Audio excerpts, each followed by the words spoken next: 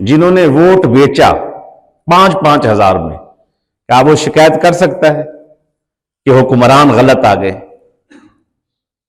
जिसने पूरी जिंदगी कोशिश ही नहीं की इस्लाह के लिए, ना खुद अपने आप को संवारा, जिस वक्त रात को जी चाहा ताश के अड्डे से उठ के आया,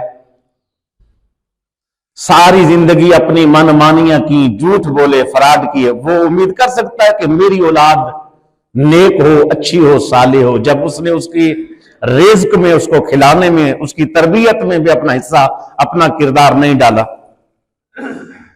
जब ऐसे काम नहीं करेंगे तो अल्लाह कहते हैं एक तुम्हारे अपने हाथों के करतूत है जिसकी वजह से तुम्हारे साथ ऐसा हो रहा है, तुम्हारी जिंदगी अजीरन हो गई है।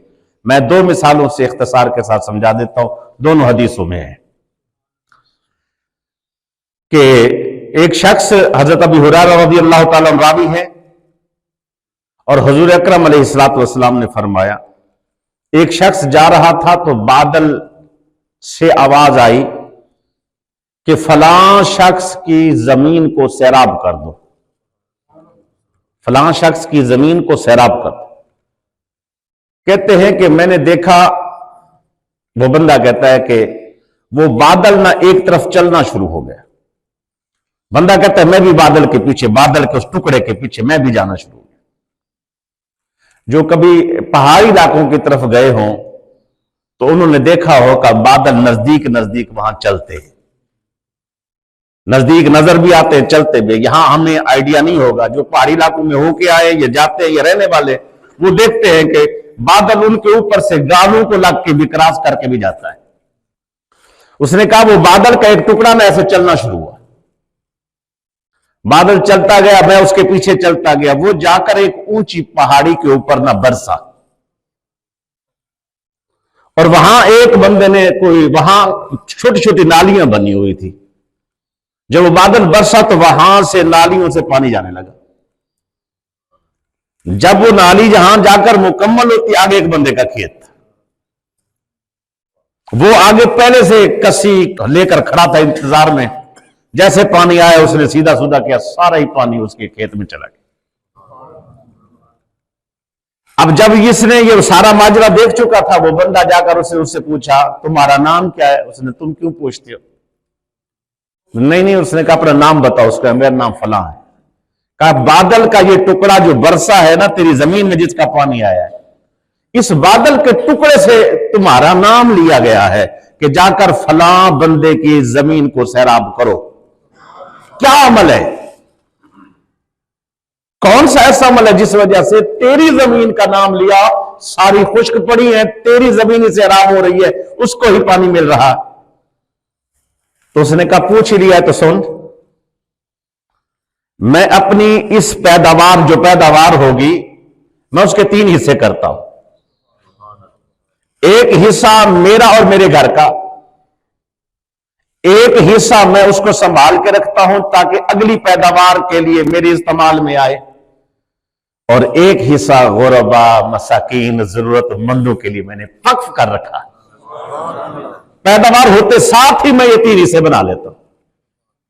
इसीलिए कोई ट्यूबवेल नहीं, या मैं खुद तशरीह कर रहा हूं, कोई ट्यूबवेल नहीं है, कोई नहरी जमीन नहीं है, कोई कुछ नहीं है। अल्लाह पर उसका भरोसा पक्का है कि अल्लाह बादल भेजेगा, मेरी जमीन को सैराब करेगा, मेरी जमीन, मेरी फसल हर साल होगी, उसमें कमी नहीं आएगी, खुश्क नहीं होगी। आज दुकान खोल के बंद हो जाती है, क्यों? हक मार के बैठे हो, इसीलिए। आज कारोबार करके सारे कारोबार फ्लॉप हो जाते, वजह क्या है? हदीस की रूह से देखें और कुरान की रूह से देखें तो दोनों चीजों से यह बात साबित हो रही है, बिमा का सबत ऐदिन नास, अपने हाथों के करतूत है। हर बंदे से कोई ना कोई, मिसाल के तौर पे तुम्हारा मुकाबला सीधा सीधा जब कोई ऐसा मामला होता है अल्लाह के साथ हो जाता है। अल्लाह के साथ ही बंदे का जो है ना डायरेक्ट ही मामला, वो जो है ना उसके साथ हो जाए। अगर उनके साथ मामला सही रखना है तो हकूक की पासदारी की जाए तो उसकी बरकतें और खैरें मिलेंगी। हजरत मूसा कलीमुल्लाह अलैहिस्सलाम जाते हुए रास्ते में एक पूरा शहर आबाद है, खैर खैरियत है, वहां हर कोई खुशहाल था। जब कुछ अरसे बाद उस रास्ते से वापस आए ना, देखा पूरा शहर ही उजड़ गया। परेशान हुए, अल्लाह की बारगाह में अर्ज की, मौला क्या वजह है? तो अल्लाह रब्बुल इज्जत ने फरमाया, ये खुशहाल थे, इनके यहां बदअमल लोग पैदा हुए और उन बदअमलियों की वजह से मैंने इनके पूरे शहर को ही उजाड़ के रख दिया। यानी उनकी बदअमलियों की वजह से ऐसा हुआ। और फिर वो जो जहां जिससे पानी पीते थे, जिस एरिया से नहर समझ ले या जो चीज समझ ले, वहां से दरिया समझ ले, पानी पीते थे, वहां उनके पानी पीने की वजह से वहां की मछलियों के रिज्क में भी कमी आ गई। अपना रिज्क भी गया, साथ जो है नुकसान ये हुआ कि वो जहां वो पानी इस्तेमाल करते थे, समंदर का, दरिया का, नहर का, वहां भी खुश्की आ गई, रिज्क की तंगी आ गई। रिज्क की बरकतें, रिज्क की फरावानी, सारे मामलात अल्लाह के रास्ते पर चलने से है, हकूक की अदायगी से है। इसीलिए हुजूर सल्लल्लाहु अलैहि वसल्लम ने फरमाया, अगर तुम चाहते हो तुम्हारी उम्र में इजाफा हो, चाहते हो तुम्हारे रिज्क में इजाफा हो, हुजूर बताइए फिर क्या? फरमाया आप अलैहिस्सलातु वस्सलाम, रिश्तेदारों के हकूक दिया करो। रिश्तेदारों का हक ये है, पैसे हैं तो पैसे दो, जरूरतमंद है तो उनको आप खा के बैठे, वो भूखे बैठे तरस रहे हैं, तुम मौजू में हो, वो परेशान है, नहीं ऐसा नहीं होगा, फिर नहीं खैर आएगी। खूनी रिश्ते हैं, मां का, बाप का, बहनों का, भाइयों का, ताल्लुकदारों का, जहां तक भी हो सके कुछ भी देने को नहीं है ना। फरमाया ला तहक़िरन्ना मिनल मारूफ शैया, कभी किसी नेकी को छोटा ना समझना। क्या करना? सिर्फ मुस्कुराकर देख लेना भी सदका और खैरात होता है, अच्छे अखलाक से बोल देना भी सदका और खैरात है।